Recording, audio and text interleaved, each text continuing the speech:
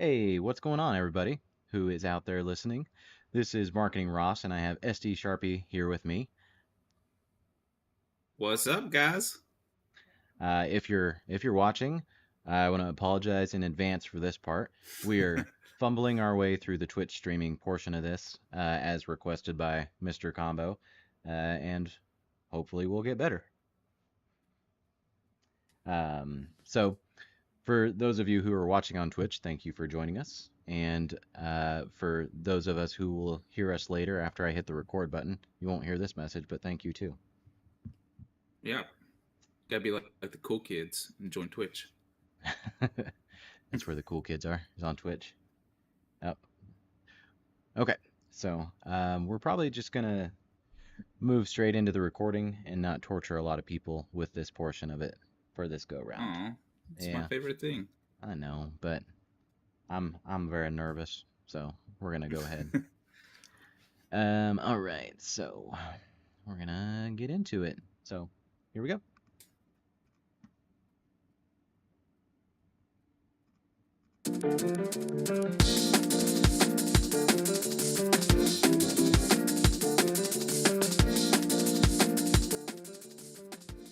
Hey everybody, thank you for joining us for another episode of the CMC game. This is technically episode number 4, but it's a little bit different because we're actually live on Twitch right now for the 4th episode, which is odd.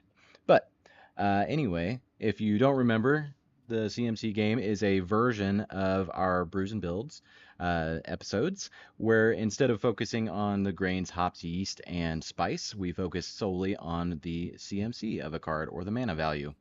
I am Marketing Ross, and I'm joined by my fellow moderator of the Discord, SD Sharpie. Sharpie, how you doing? Doing pretty good. It was like a whole minute. I didn't think you were going to introduce me. I was like, I am here too, guys. No, I apologize. I was getting excited and ahead of myself. Yeah, Um, no problem. but for today's episode, we would like to welcome you back to the CMC game and introduce today's contestant. Today's contestant likes pina coladas and getting caught in graveyards. She won't need to phone a friend with the gimmick she has up her sleeve. Please welcome Sidisi Brood Tyrant and her ooey gooey companion Umori the Collector. These two unite their love for creatures either by dumping them in the graveyard or reducing the cost for actually casting them with a goal of making an unstoppable zombie army. So, welcome to the show, Sidisi. Yay! All right, first reactions. Sharpie, what do we think of Sidisi when we see her hit a table? Um, it's kind of like the Kalia thing. She used to be really scary. Used to have to watch that player, but I don't think that's really the problem anymore. I don't. I have seen Sidisi maybe once in like the last 3 years. So I think she's been power crept out a little bit, and when we take a look at who her companion is here this time, she's not going to do nearly the powerful things that she used to anyway. well, I'll So I'll see if I can fix that. yeah, we'll see. So for those of you who aren't familiar with Sidisi, she is one colorless and Sultai, black, green, blue. And whenever she enters the battlefield or attacks, you mill 3 cards. And that's important because whenever one or more creature cards are put into your graveyard from your library, you create a 2/2 zombie. So, welcome to the show, Sidisi. But before we get into all of that, we have a little housekeeping. I lost my knock knock sound, so knock knock knock. So if you guys would like to support us, you can do so on patreon.com/CMD Tower. It's going to be another one of those nights where I can't talk. We've got some pretty cool perks on there. For as low as $1, you get access to, or full access to, our Discord. $3. Sorry, $3. Yes, it's $3 now. There are higher tiers as well that'll get you some sweet swag, and then our highest tiers get extra benefits like being able to show up on SCR or some of our Twitch streams. Yeah. And if you are interested in that swag but don't have the funds to contribute to Patreon right now, that's totally cool. You can go and find those on our Etsy shop, which I believe is etsy.com/store/CMD Tower or something to that effect. But if you're one of the lazy folk like me, you can just go to Etsy and type in the search bar CMD Tower. Yeah, and if you want to support us in a further way, you can hit up our sponsor, Abyss Proxy Shop. I forgot the word. I'm sorry, guys. Abyss Proxy Shops to get some sweet playtest cards or proxies. You can use code CMD Tower for 10% off your order.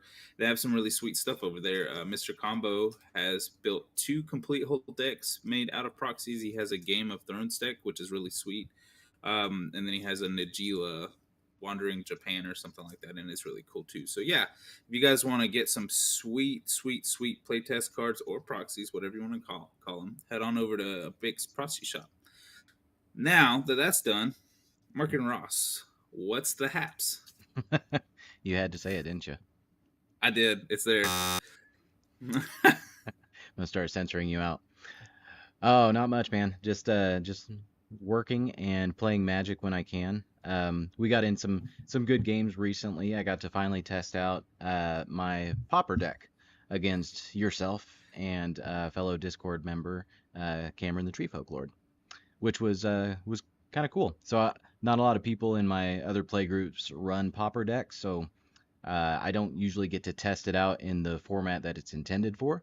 But I do get to. I use a commander that is also a legendary creature, so that I can run it in regular tables, and sometimes that's a fun challenge to yourself to see if a Pauper deck can hang with the big boys.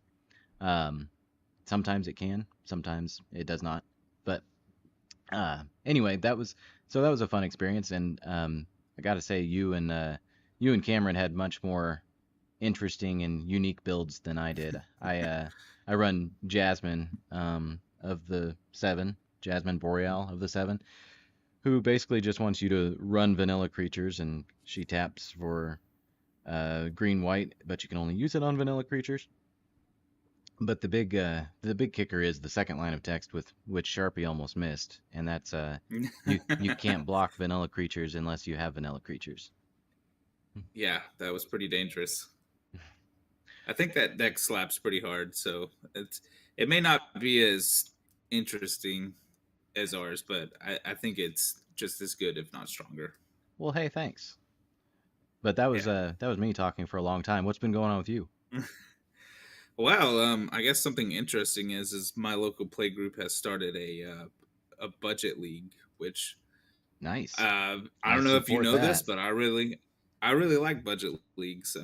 I always say that games of Magic would go a lot better, or games of Commander would go a lot better if everybody had like equal decks, and you don't really get that with different budgets and power levels and stuff like that. So some people have really good times in a game, and then some people have really bad times because of the differences. But when you have a budget league, pretty much everybody is on par with their deck, and it's more of a skill based game. So yeah, that's been really fun. We've met up twice now. I think we're just doing a short one, so we're doing like 4 or 5 meetups, and your boy is 2-0, so Nice. And I'm having fun. who's your commander for the budget league?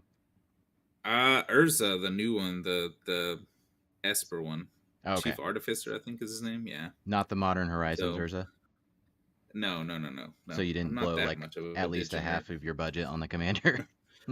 I did not. No, Nice. no. Uh, He's pretty fun. yeah, I mean the new Urza and the new Mishra are both pretty strong out of the box for those precons. They're a lot of fun. I've seen you play yours, and then I've seen the Mishra or Mishra, however you want to say it, precon run out of the box as well, and they both can hang pretty well. Hmm.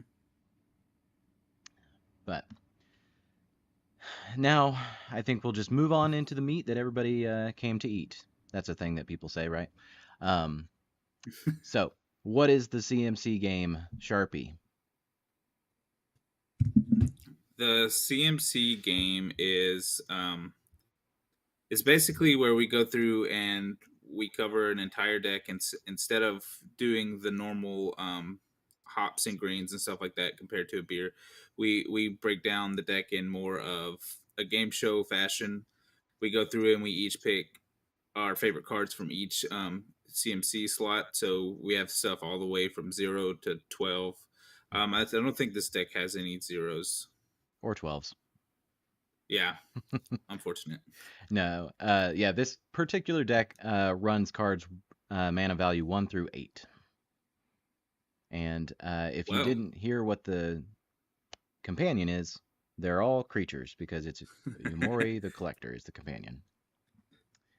So let me get that pulled up for the folks on Twitch if they're not familiar with that. But Yumori the Collector is 2 colorless and hybrid Golgari for a legendary creature Ooze, who is a companion. So he starts outside the game in the companion zone, and you can pay 3 mana to move him into your hand and then cast him later.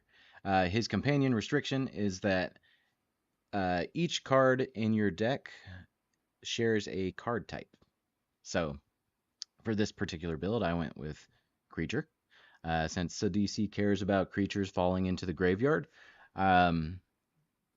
I had built this deck a while ago, like quite a while ago, and I had originally built it with the gimmick of only being creatures. One, to maximize on that trigger happening, but two, as a way to teach a couple of my friends how to play Magic in a, I don't know if you'd call it streamlined way, but they only cared about like creatures at the time, and so I was like, here, there's a lot of cool things you can do with creatures, but then it also got them to think about interaction with some of the creatures that are in here, as well as what time you can cast the creatures or use their abilities, and then also paying attention to the graveyard as a secondary resource.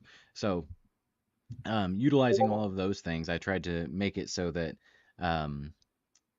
someone could get the hang of creatures solely, and then figure out the rules of Commander, and then also use the graveyard, and hopefully learn a little bit about Magic without all of the layers of the stack that can come into play, which is important. Don't forget the stack. I'll say your deck definitely has some style points just due to that alone. I wasn't really up on the deck when you sent me the list, but hearing the explanation and the description and why you went this route, it sounds a lot cooler. I think you went an easier route teaching people Magic than I did. I always gave them what's his name, Aloro, the life gain guy. Oh, that was kind of you. Yeah, they were just really big fans of gaining life every turn. But yeah, I think this is really cool. Just like, here's these creatures, play them, attack. Figure out how to interact with the board, and then we'll teach you instants and sorceries. Later, we'll get into that. Yeah. But yeah, so it was built that way originally, and then when Ikoria came out and they had the companions, I know there was a difference of opinion on companions depending on who you're talking to. But when I saw that, I was like, oh, well, that's a snap add to my Sadisi deck because she's already doing that. Yeah. Got your 101 card. That's right. I take it you're on the side of anti-companion? No, I think companions are freaking sweet. Yes. I actually, so they changed the rule for them and how they work. I think that was really good for like modern and legacy and stuff like that, but I think it was really bad for Commander.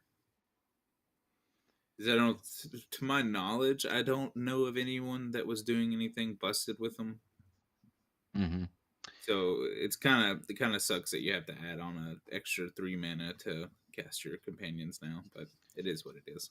Yeah, it telegraphs a little bit more. So you're not able to, if they flash them in or anything like that. Not that you can use the best companion, the spell otter, but I feel like it was kind of important in a way. It balanced it so that it's not necessarily just a 101st card, but it's like you have to tell people I'm going to get this thing over here and tell them that you're about to use it, which in this case it reduces the cost of creatures by 1. So it's not backbreaking. It's helpful when it's out, but more often than not, I might forget that I have a companion when I'm playing this deck. It's no Um, Gyruda. right. Yeah, it's not the star of the Belly Boys deck like yours. Oh man. But that's enough about the creatures that rule the deck. Let's talk about the creatures in the 99. Yeah. I'm gonna use these as much as I can, by the way. So, Marking Ross, since this is your deck, what is the average CMC? The average CMC of this deck is 3.43. Yeah, you pushing it pretty high there, aren't you? Probably, yeah. It could be a lot more streamlined. Um, but this being one of the decks that I built early on, there's a lot of like probably a lot more 4 and 5 drops than there should be, just because they're cool cards. Um, but we'll get into some of those. But as far as starting at the low end, what is the first card in the 1 drop slot that you would like to talk about? Well, I will say I'm disappointed that once again your deck doesn't have 0 drops. But the first drop, or the first 1 drop we'll be talking about is Hedron Crab. So for 1 blue mana, you get a creature crab with landfall that says whenever a land enters the battlefield under your control, target player puts the top 3 cards of his or her library into his or her graveyard, and it's a 0/2. And It, Hedron's perplex both minds great and small. There you go. I yes. even read the flavor text. So that reads Hedron's perplex minds of both Sharpie's caliber and mine. Yeah. Um, but yeah, I mean, I think most Sidisi decks probably run this card. It's just a 1 mana workhorse, is what it is. Yeah. This is a staple for any soul tie reanimator mill type strategy. He's such a I good see little this in crab. Muldrotha all the time. Yeah. Mm. And then um the ooze, what's his name? Mimeoplasm. Yeah. I used to have a Mimeoplasm deck, and much like your deck, it did work. So Also, if you didn't know, the Hedron crab is now up to almost $6 for just one of them. oh. Wonder if it still sees play in modern. I have no idea. We'll have to ask our friend Duff, who still does that sort of torture to himself. Yeah. So, Marketing Ross, what is your 1 drop? My 1 drop is a cute way to get in some of the spell teachings, we'll call it, with Siren Storm Tamer. So for 1 blue, you have a Siren Pirate Wizard 1/1 that has flying. But more importantly, you can pay a blue and sacrifice Siren Storm Tamer to counter target spell or ability that targets you or a creature you control. This comes in clutch in a couple of different ways. As you might imagine, as I'm doing things with Hedron Crab and other utility pieces in the deck, it's important that Sidisi is around to see all those things happen. So if I can counter removal, that's a big deal. But the other key part of this is that it can counter an ability that targets me. Like if someone wants to remove my graveyard from the game. Oh, that's pretty smart. Like, yeah, I never Yes. thought of that. Huzzah. So Big brain plays. yeah. So along with dumping things in the graveyard, occasionally I like to pull those things back out of the graveyard. So it's important that they stay there when I want them there. Yeah. Sweet card, sweet card. Yeah. And then moving on up into the 2 drop range, I'm going to talk about, make sure I spell this right, a newish card from Modern Horizons 2, Sinister Starfish. So for 1 colorless and a black, it's a 0/3 Starfish, and it has tap Surveil 1. So look at the top card of your library, and you can put it in your graveyard if you want. So it's a little bit of top deck filtering. I can check and see what's about to be on my next draw. If it's a creature that I don't necessarily need, I can use the Starfish to dump it into the graveyard and get a Sidisi trigger. It's pretty good. If I'm not mistaken, I think this is like the reverse of a blue creature that's a starfish that scries one. I believe you're right. I don't remember what that card's Yeah, called, but I think you're exactly I right. don't either. I've never seen this played in a commander deck. I would Uh, say it's a trash card, but it does work here. So Dang. That is Sigiled Starfish, is the there you go. original version of that. And it's one colorless and a blue, and it scries, and it's a 0/3 starfish. So they're about identical, and the art's even similar. Even by the same guy, Nils Ham. Look at that. Blue, black, Oh, look there. blue, black. All right. Moving on from starfish games, what 2-drop did you want to talk Yeah, about? we're gonna talk about the best 2-drop. We're gonna Yeah, talk we about the are. best card in the whole deck. It's the best card. We've got Grim Flare. So Heck for yeah. 2 mana, a black and a green, you get a creature human warrior with trample. Whenever he deals combat damage to a player, look at the top 3 cards of your library, put any number of them into your graveyard and the rest back on top of your library in any order. Then he has Delirium. He gets +2/+2 as long as there are 4 more card types among cards in your graveyard. And he's a 2/2. And do you have do you have the Richard Kane Ferguson art in your deck? Absolutely, I do. There you go. Yeah, that was a snap by when I saw that. Yeah, anything that's a RFK that's printed, I almost always buy it. And then when I am already running it in a deck, I'm like, yep, that needs a replacement real quick. I only own one, but I gotta say, I would definitely buy more.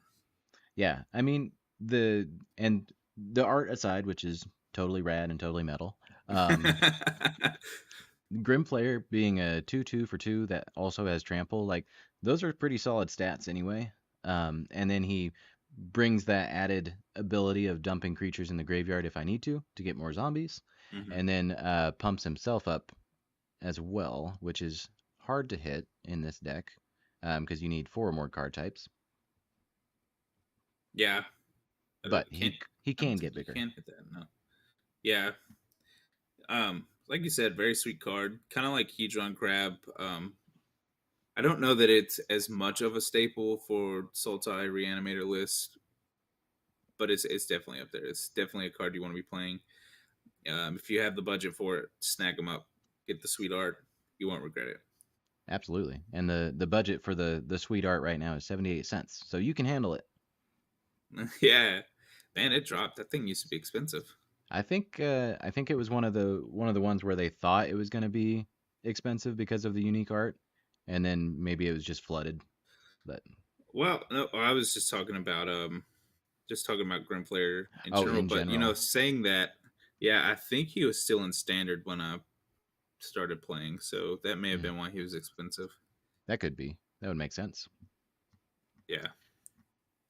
But moving out All of the right. 2-drop into the 3-drop, I'm going to let you go first. What did you want to talk Yeah, about? because I have the cool one, unlike you. Hey, watch it. Oh, I did not know this card had a secret layer. So my 3-drop is a creature, but it's also an instant. So you get that dual purpose card. We have Brazen Borrower. For 2 blue and a colorless, you get a creature fairy rogue that has flash flying, and it can only block creatures with flying. It's a 3/1, and then it has an adventure stapled on it, which is Petty Thief. So that's a blue and a colorless. You return target non-land permanent an opponent controls to its owner's hand. Gas card sees play everywhere. It does good here because it's a creature, so it fits Umori, but it's also an instant, so it gives you that way to interact with your opponents. In your situation, it's another way to teach those new players how to interact with the board. Yes, in a overly complicated way of exiling the card into the adventure zone. But um, Yeah. no, I agree with all of that. If this is in my hand, I'm probably not going to hardcast it unless I'm super desperate. Because yeah, Yeah. it's mainly in the deck for that adventure cost. Makes me Um, think you should try and slot in other adventure cards. yeah, there are some that work well, and then there like the newer ones, the dragons and stuff that like give your creatures death touch until end of turn, and Mm-hmm. the blue one counters stuff. But this deck probably has several releases that have happened where it didn't get new toys, unless I just like happened to pull them and was like, oh yeah, this could go into DC. Yeah, Um, you need the beanstalk giant or whatever. oh yeah, that'd be a good addition. That's More ramp. ramp, Yeah. dog. Now you already besmirched its name without us saying its name, but we're gonna move into my 3-drop, which is a cool card. I don't care what you say. It's Owlbear Cub. So for 2 colorless and a green, you get a bird bear that is a 3/3 with the ability Mama's Coming. And because that's not ever going to become a standard thing that they print over and over, I hope. Um, but what that means is whenever Owlbear Cub attacks a player who controls 8 or more lands, which happens in Commander, look at the top 8 cards of your library. You may put a creature card from among them onto the battlefield tapped and attacking that player. Put the rest on the bottom of your library in a random order. So, I just think this is a fun thing to do. One of my favorite mechanics in Magic and one of my favorite things to do are the cascade or the random um, outcome type mechanics. And so you could whiff on this, but if you're digging 8 deep, you shouldn't hit 8 lands, and that means the other thing's a creature in this deck. Just statistics and probability. You shouldn't hit 8 lands. It could happen, but hopefully not. And some of the higher end ones, like we talked about, the 4 and 5 drops, and as you get into 6, 7, 8, um, being able to just put those onto the battlefield tapped and attacking instead of paying hard cast is a fun thing. Now you may poop on the Albert. I think it's a cool card. I like the art. It's super adorable. Not gonna get into why I don't like it just yet. Get into Wah, that wah, later. wah. So stick around, guys, and you'll find out why I don't like the cute little owlbear. So with our Well, 4 drops, I think it's my go next. yep. Hmm. So mine's interesting, and I feel like I should say this a certain way, just because of what the creature is. You 100% have to. But I have an accent that I don't know about that the other people do, so now I'm kind of embarrassed to do it. I hear it right now. Yeah, see. So we have Severus Nightmare Speaker. I think there's supposed to be like a drag on the S's because he is a Snake Cleric Warlock. I'm gonna try and read this card. He's a 4-drop, black and 3 colorless. 3/3. You can tap him and sacrifice another creature or an artifact. For each opponent, you mill a card. Then return that card from your graveyard to your hand unless that player pays 3 life. And then he has choose a background, which is not important for this deck. Um, super sweet card. I almost would build this as a commander, but in this deck, it does a lot of work with milling. That'll trigger your Sidisi, get you a zombie, and then hopefully your opponents don't pay the 3 life, and then you can also put it in your hand. Yeah. I mean, in this deck, for most of the cards, I'm okay with it in the graveyard or my hand. I either get value in my hand or a zombie from it hitting the graveyard.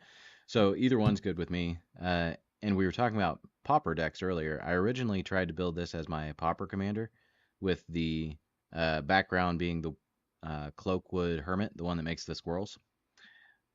It was not good. Mostly because in a Pauper deck, as I reveal those things, you're like, yeah, okay. Throw it away. Yeah.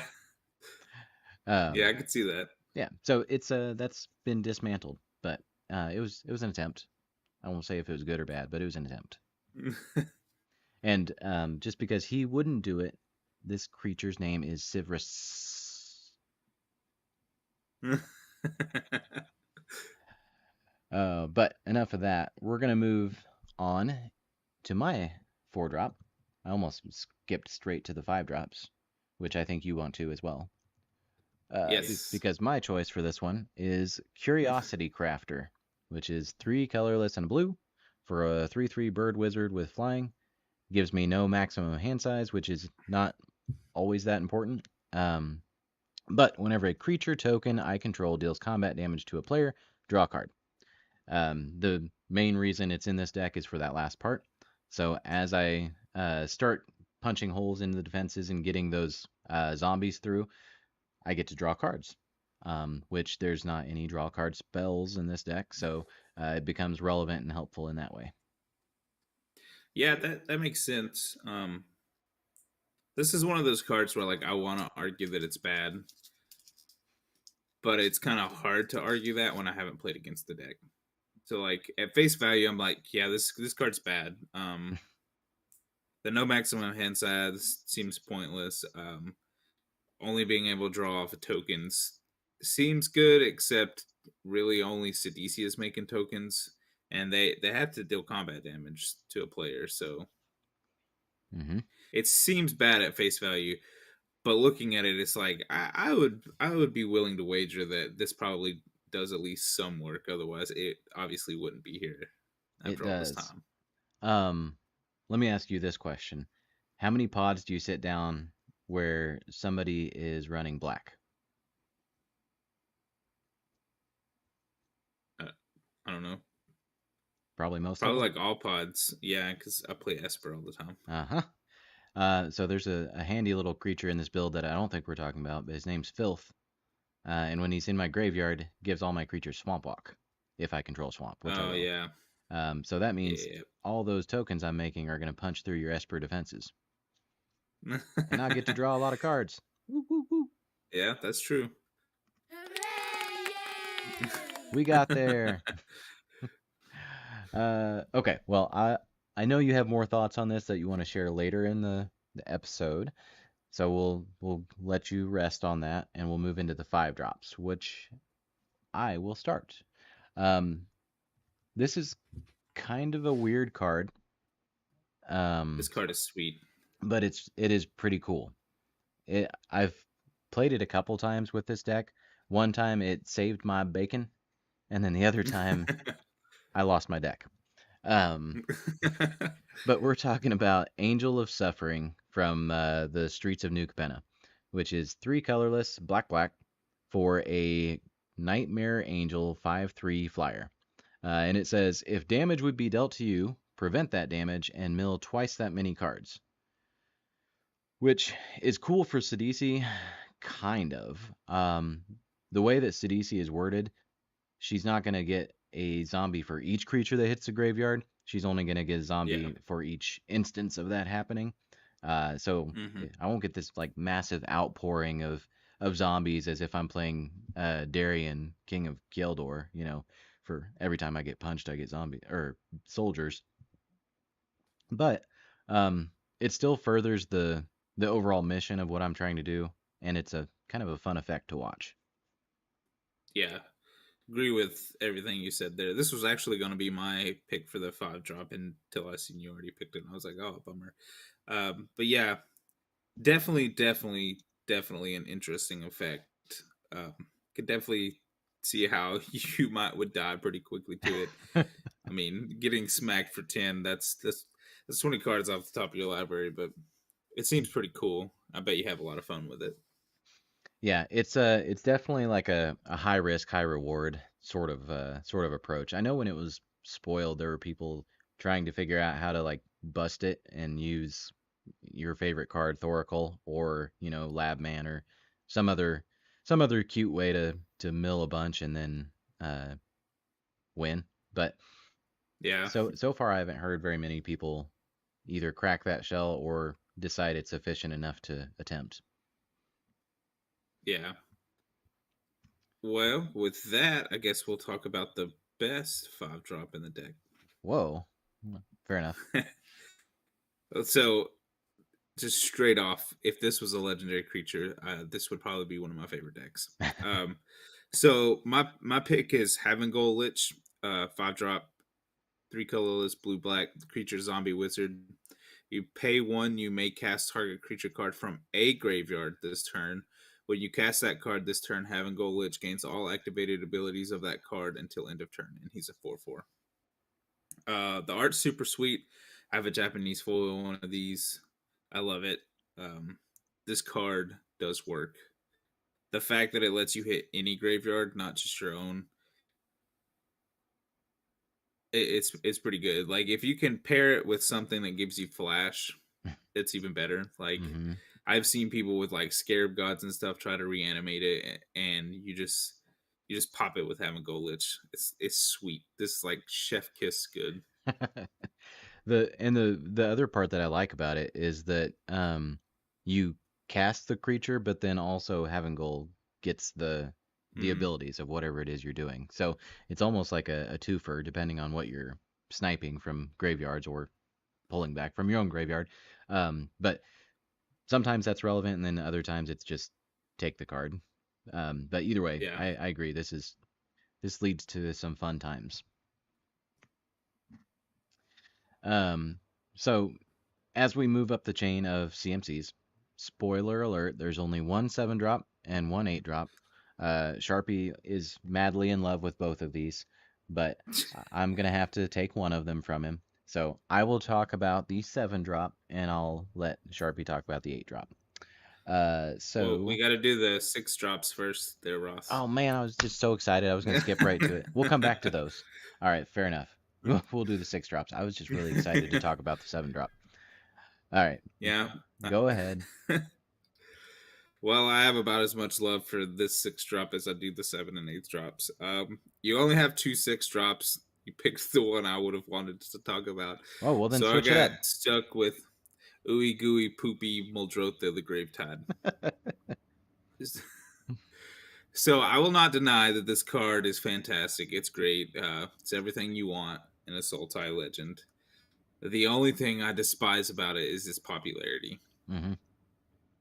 So I guess before we go further, I should read what it does, What despite the the fact ooey you gooey probably poopy all card already is. know. Yeah.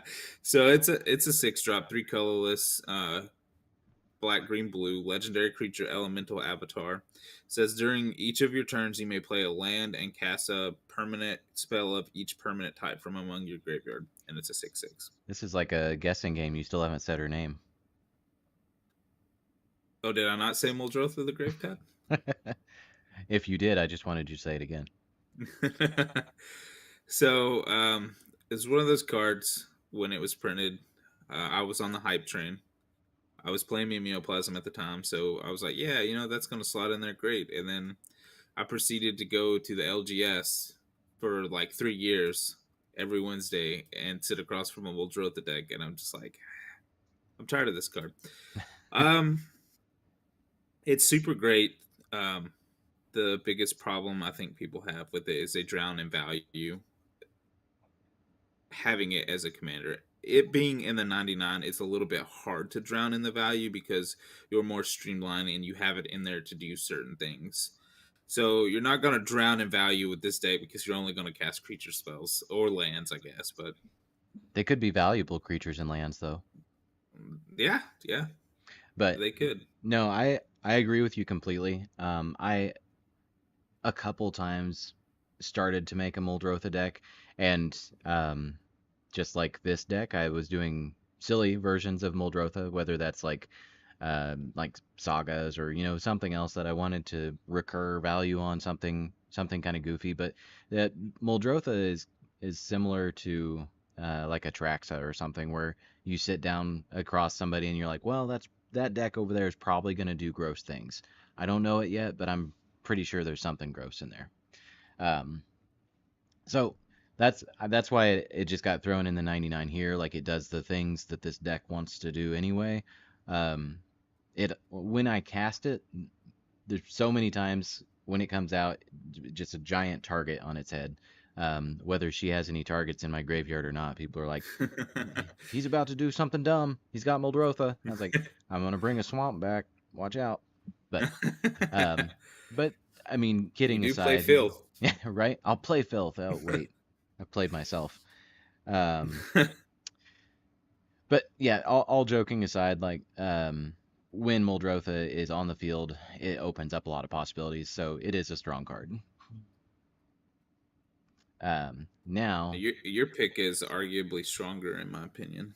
and can be used by Muldrotha for Yeah, drowning in value purposes, right? yeah. So my 6 drop that I wanted to talk about is Noxious Gearhulk. So for 4 colorless black artifact creature construct 5/4 with menace. More importantly, when Noxious Gearhulk enters the battlefield, you may destroy another target creature. If a creature is destroyed this way, you gain life equal to its toughness.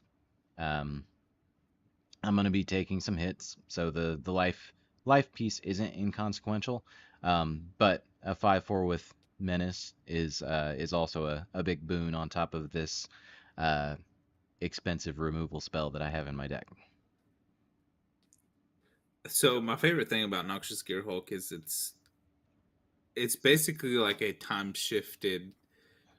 I'm gonna say Solitude because Solitude's a creature, but this was printed before Solitude, so I guess you could say Swords to Plowshares. Whereas you're removing the creature. Yes, you're not exiling it; you are destroying it, but you're removing it, and you gain the life as opposed to your opponent's gaining the life. Hmm. It doesn't have lifelink, but it does have Manache, which is if you play Urza, you learn that's pretty strong. It is not inconsequential in most games. So It's yeah, gas it's card. probably runs on gas too. Um, Yeah. so now I gave a little spoiler earlier, but now Sharpie's gonna let me talk about his favorite card, the 7-drop. So the 7-drop, which is mostly just really cute, is Dreadfeast Demon, which is a 5 colorless black demon. It's a 6/6 with flying. But it has, at the beginning of your end step, sacrifice a non-demon creature. If you do, create a token that's a copy of Dreadfeast Demon. The reason I like this, and I've yet to get to pull it off in like any explosive or meaningful way, but I have the potential of turning my zombie tokens into 6/6 flyers. Yeah. That's pretty cash money. That's pretty cool. But it is 7 to start this effect, and you don't get to swing immediately with the zombie turned demon. So it's not efficient, um, but it has potential to be fun. So that's why it's in the deck. Yeah. I like it. I like your idea behind it. Seems pretty cool. I feel like it probably eats removal before you ever get a zombie turned demon. Yeah, But I mean, go ahead. as I play it and people ask what's that card do, and I read that other part and I'm like, sack a non-demon, make a demon, no big deal, and they're like, that is going to be a big deal. I know it, and then they kill it. Yeah, it's a 6/6 with flying. Oh, see, like it gets really out of hand because on your next turn, you get to sacrifice 2 zombies and get 2. Yeah, Hmm. Hmm. this It is like is. Najila levels of scary. This is a feast. Yeah. Um, but yeah, I mean, the couple of times that I've played it, like I've sacked a zombie, um, and then people catch on pretty quick about what's going to happen the next time. Man, I'm just sitting here thinking I have all these cuts and ads, and I just thought of an ad that would be totally great in this deck. Well, feel free to But mix it up when we get there. yeah, so well, actually, I'm just gonna throw it out right there, right now. Right here, right now. Let's Free hear of it. charge, right here, right now. The twins from Strixhaven. That's really smart. Yeah, because It, well, I mean, Sidisi makes tokens, but then the Dreadfast Demon, you'd get like 2. I'm for it. I love it. I might have to put it in here. Wait, Yeah, that there you card's go. like $20, isn't it? Is it? I don't know. Um, we'll Well, find out while if it you is, I start to think I talk have. about. Oh, you have one you're gonna send me? Yeah, I have 2. So yeah, definitely, I'll send you one. What is their names? Adrix? Yeah, Adrix and Nev, twin casters. Oh, it's only $8. I thought Oh it had yeah, gotten no higher than worries. that. Yeah, I used to have a deck with them, and I was like going through my cards last night. I was like, I should rebuild that, but I don't like Simic, so I don't know. You just don't like Um, green. man, it kills me. Yes, it All does. rambling aside, yeah, yeah, yeah, that was a bad pun. We'll move on to the 8-drop. Yeah, Man, boy. I strongly dislike this creature. Well, let's talk about why. So the only 8-drop we have for the deck is Avatar of Woe. It's 8-drop, 6 colorless, 2 black, creature avatar, 6/5. It says if there are 10 or more creature cards total in all graveyards, Avatar of Woe costs 6 less to cast. Then she Mm-hmm. has fear, which means she can't be blocked by artifact creatures or black creatures. She can only be blocked by artifacts or black creatures. And then you can tap her to destroy target creature. It can't be regenerated. The wording on that first part really threw me off. If there are 10 or more creature cards total in all graveyards, she's a Yeah. two. She's a 2-drop. So yeah, could see that happening here. I I just I've never cast this card for more than 3. for more than 3. Mm-hmm. 2 It's black, like it's black, and a colorless.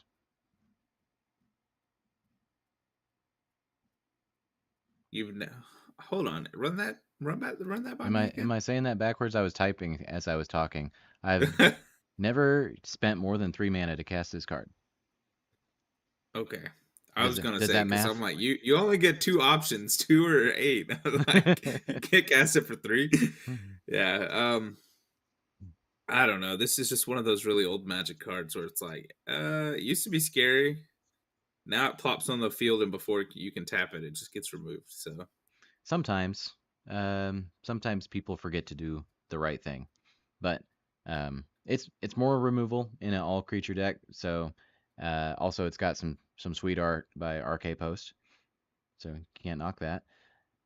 Um, yeah, but as you were talking, it got me to thinking, and I know this is not my turn to do cuts and ads, but I should add that stupid Barracuda to this deck, the one that yeah, you should. lets people cast things for flash.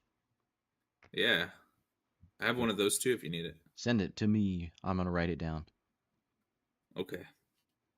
All right, Sharpie to send me fish. 2 fishes, 3 fishes, two Oh, twins, and a oh, dang! barracuda.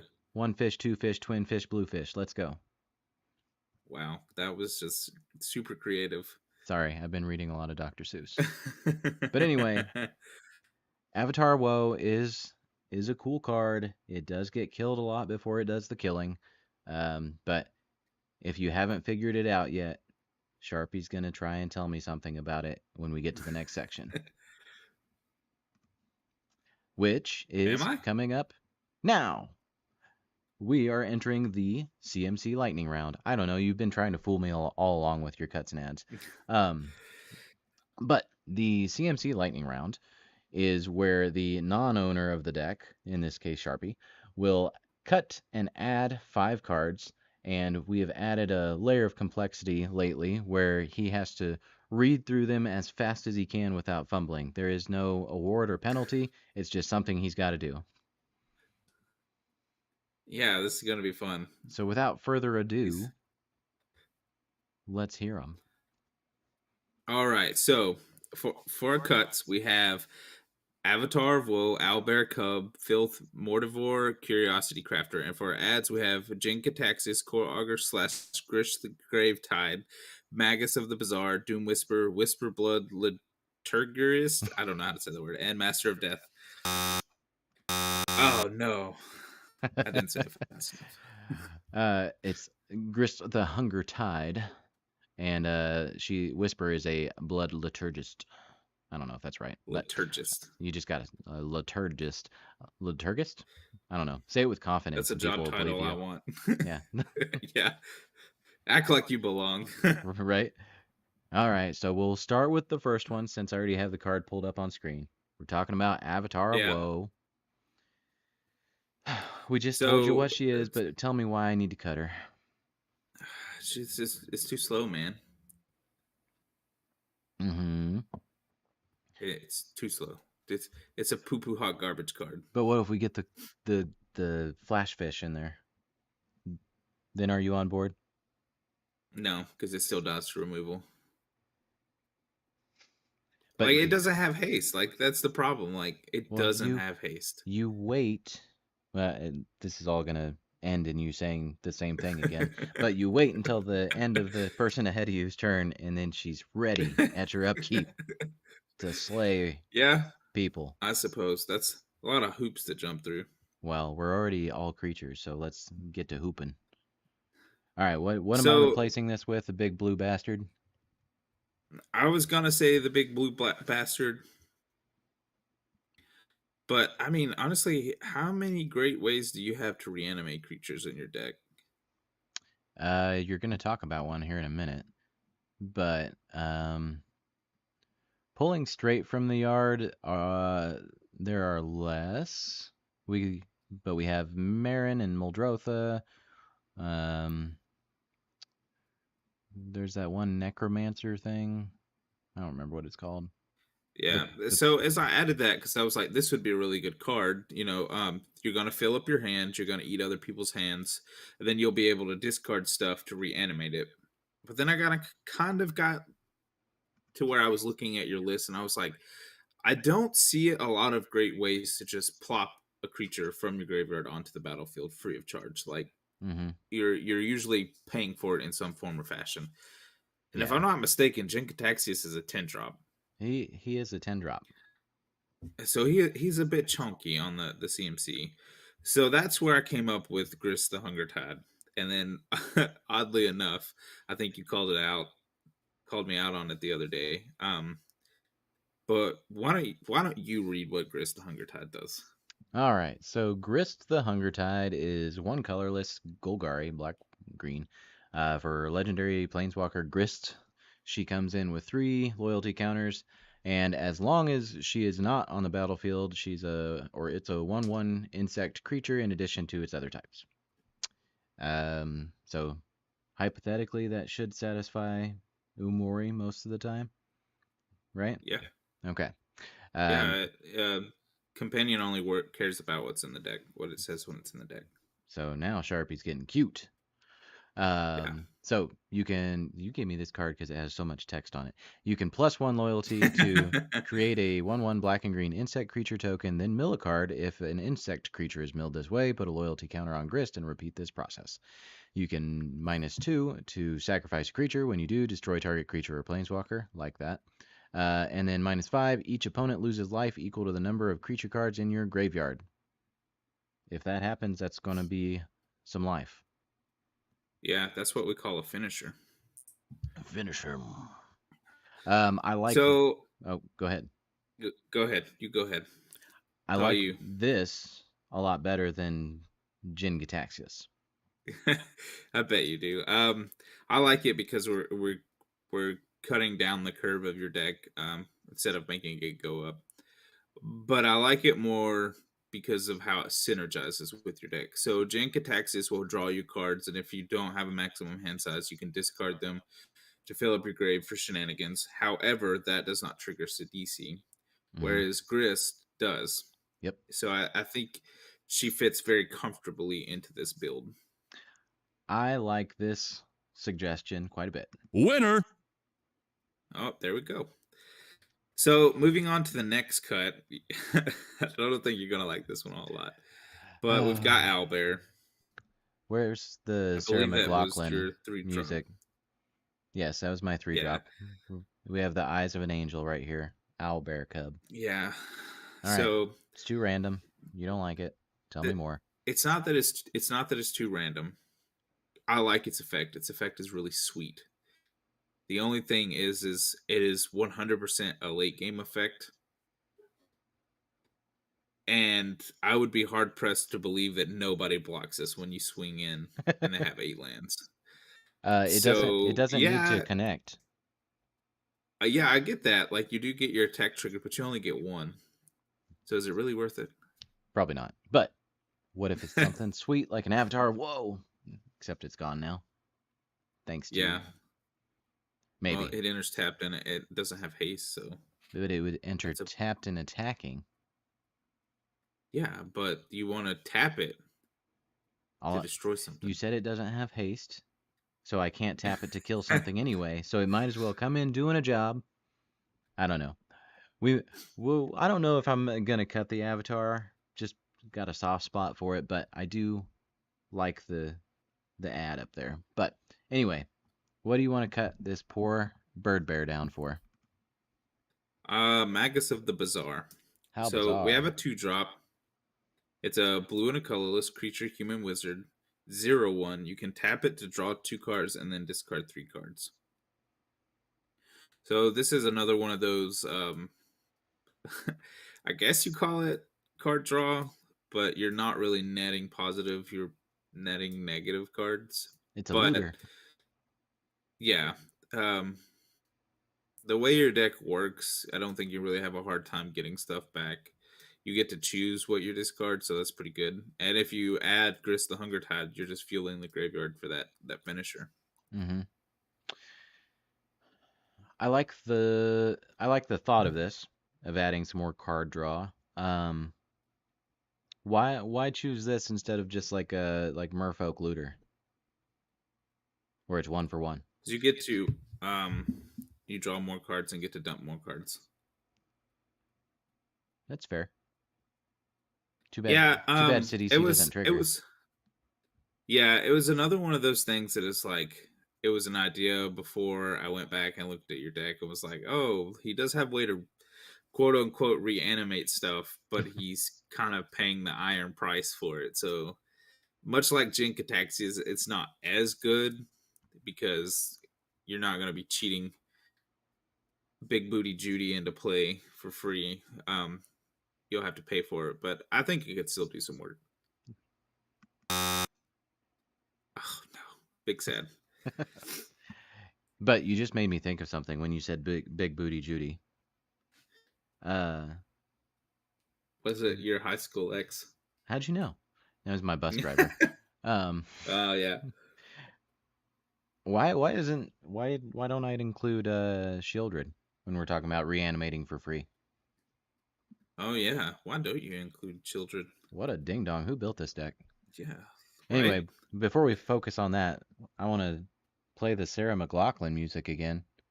As you, whoops, that's a strange effect. There we go. As you want to cut a sweet, sweet card.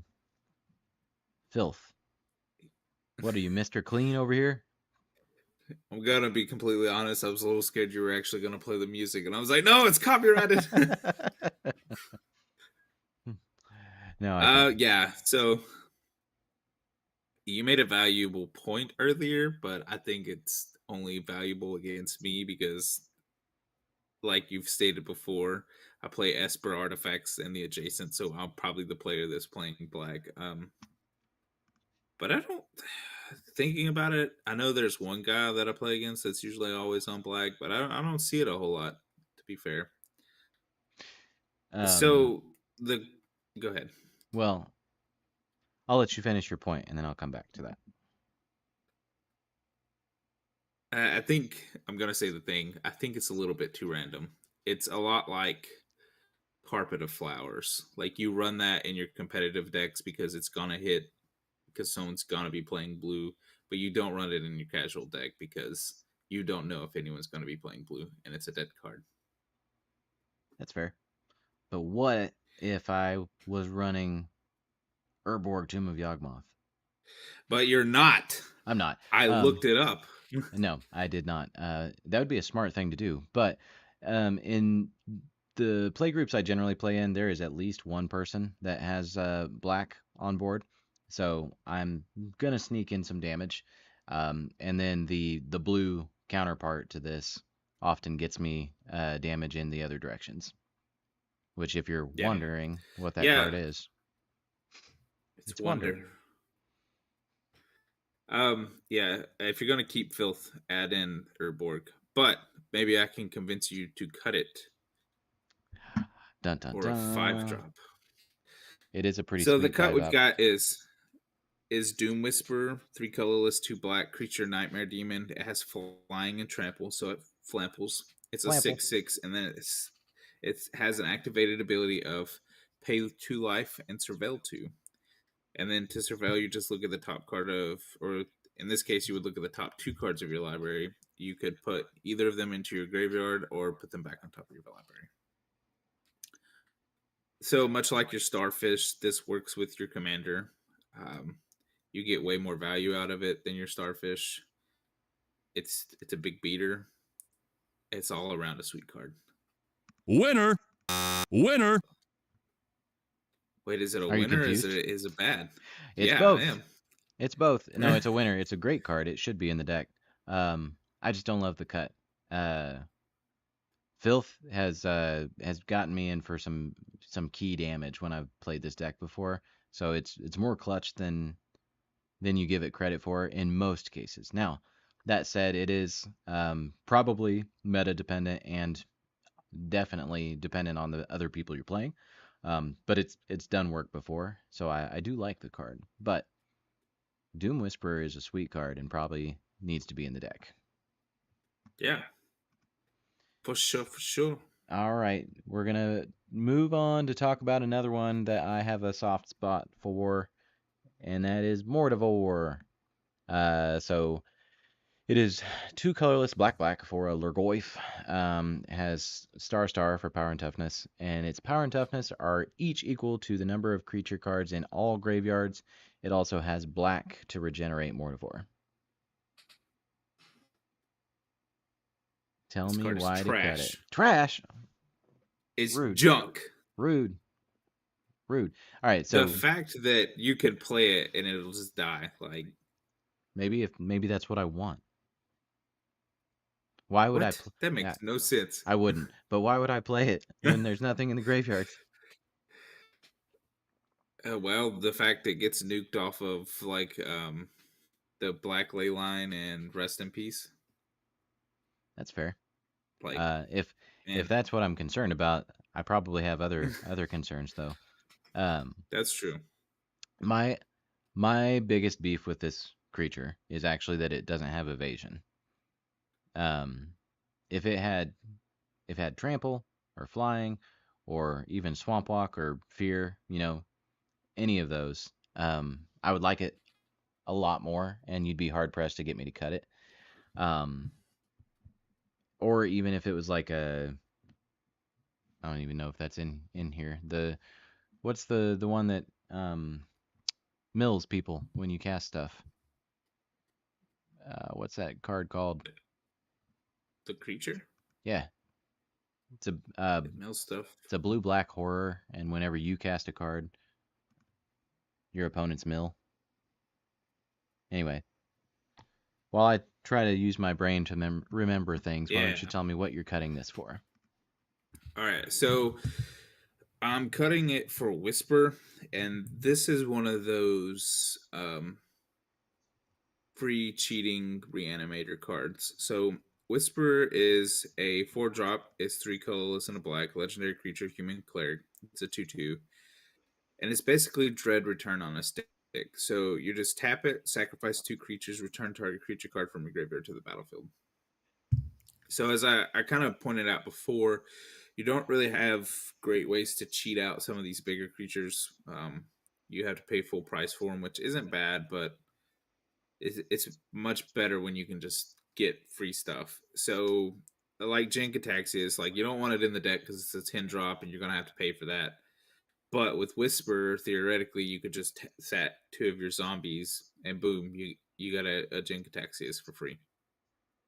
But Sharpie, she doesn't have haste. She'll get nuked before she gets to do the thing.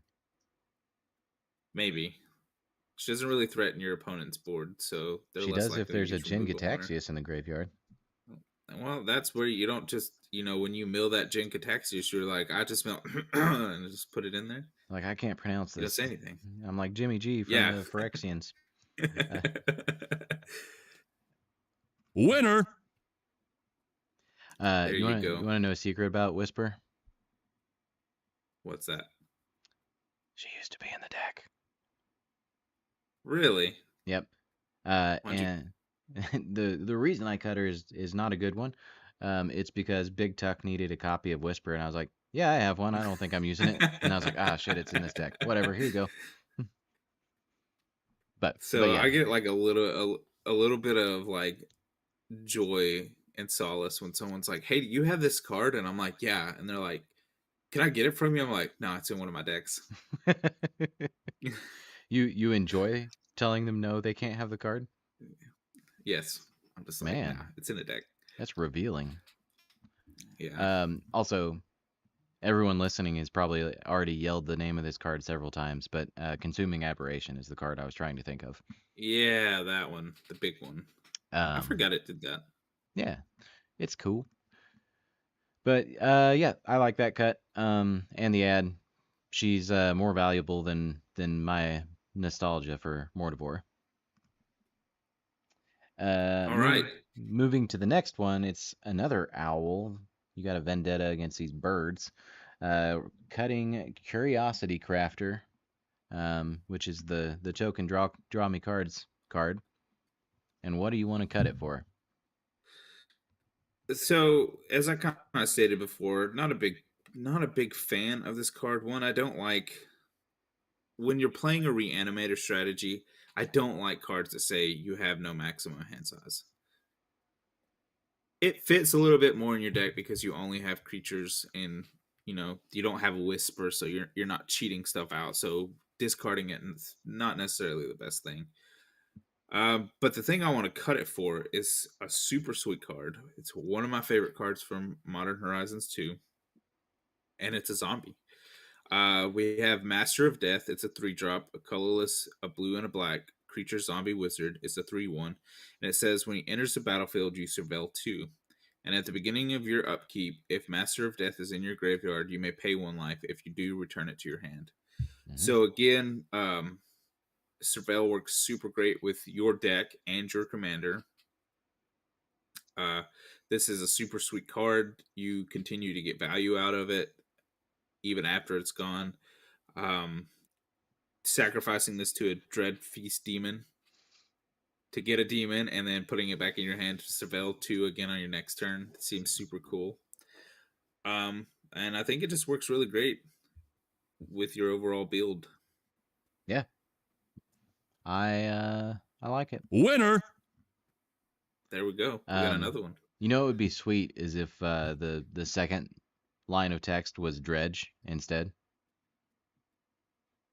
We have enough dredge cards though, don't we? Well, that's what some people say, but it would be pretty sweet for this deck. So you did pretty well on your cuts and ads, not too shabby. I think you got a passing grade. So well done, Sharpie. Now we have a bit of a surprise for Marketing Ross. We have a second lightning round. What? Yes. I'm unprepared. So my heart. Yeah, so this one I don't think you're gonna like as much. All right. We're not gonna go through a bunch of cuts because we already have 5 here. So let's just say, we'll use the same 5. But there is a 6th cut and a 6th ad. So without further ado, we're going to cut Mori the Collector. What? Yes. Why? But in place of that, we're going to give you another gimmick, and we're going to add Primal Surge. I see what you're up to. So instead of going just all creatures, you're going to be all permanents. So you kind of get to keep the deck the same, but you get to add in a little bit of extra fun. So I'm going to run through the 5 ads I would like to propose to you. Mm-hmm. You want to? And I'm going to start. I'm going to start in order and see if you can guess the last one I want to add to your deck. So the first one we have is Jace, Wielder of Mysteries. Oh, Lord. Second is Altar of Dementia. Third is Mist Hollow Griffin. And the fourth is Eternal Scourge. Now, what is the 5th card I would like to add to your deck? Is it Thoracle? Oh, heck no. I hate that card. Labman. Nope. Food Chain. Oh. Why? With all the other things you already just said. So the Scourge and the Griffin, they go infinite with Food Chain.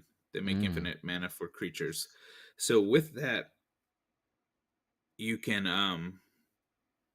make infinite mana for creatures, and then you can cast Sidisi, and then she mills her cards, and then you sack her to the Food Chain. or more mana, and then cast her again, and then you mill out your whole deck, and then you have Jace Wielder of Mysteries.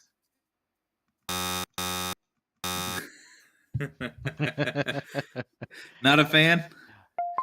It's really cute. I don't hate it, but I think it'd be one of those things that I would want to pull off once and then not do it again. So my thing with all of this is like the food chain bit was just trying to be cute, because I used to have a CDC deck. It was food chain. It was fun. It's like you said, you pull it off once, it's great. After that, people just kind of interfere with you, and it's not super fun. My main thing with wanting to go with Primal Surge though is because there are so many non-creature permanents that you're missing out on that hold tremendous value for the deck. And that's why I threw in Altar of Dementia as one of the ads. Like, it doesn't actually fit in with the food chain line. Like, you don't need it. But it's one of those cards that's so great with Sidisi, because you mill cards, you make zombies, you sack those zombies to Altar of Dementia, you mill cards, you make zombies. And it just really goes off. So this is kind of the thing where it's like you could almost have two decks for Sidisi. You have like your Umori deck when you're wanting to teach people how to play Magic, but then you have your Primal Surge Sidisi when it's like, I want to play this deck, but I want to have a little bit more fun with it. So that was kind of my idea behind all that. It's creative, I'll give you that, and I do like the initial thought. What if I told you that I also already have a Primal Surge deck? I would say I'm not surprised.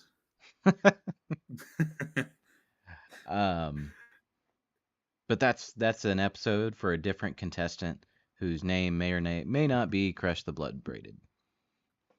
Oh. Not what I was expecting, but yeah.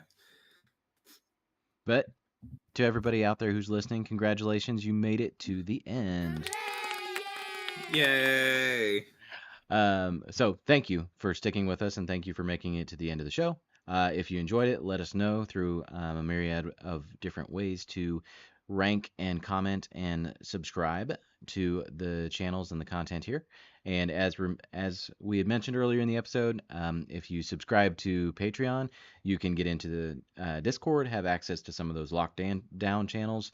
But we do have some open channels if you want to come out and chat with us about Sharpie's other favorite game, Marvel Snap. Nope.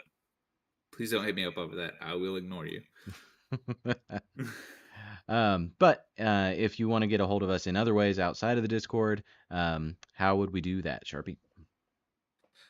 So you can hit up the main page on Twitter at CMD Tower. If you want to reach out to me personally, you can find me at SD_Sharpie on Twitter. And Ross, how can they get a hold of you on Twitter? If you want to find me on Twitter, I'm pretty quiet, but I am at VizardRixVibes. Otherwise, find me in the Discord. Thanks, everybody. Yep. See ya.